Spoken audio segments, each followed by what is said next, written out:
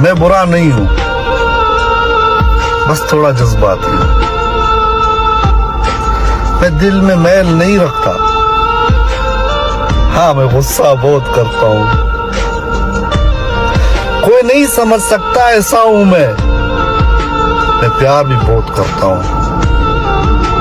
कभी कभी तो लोग मुझे पत्थर दिल भी कहते हैं, पर मेरा अल्लाह जानता है कि कितना मासूम हूं मैं, क्योंकि मैं बड़ी बड़ी बातें सहकर भी छोटी छोटी बातों पे रो लेता हूं।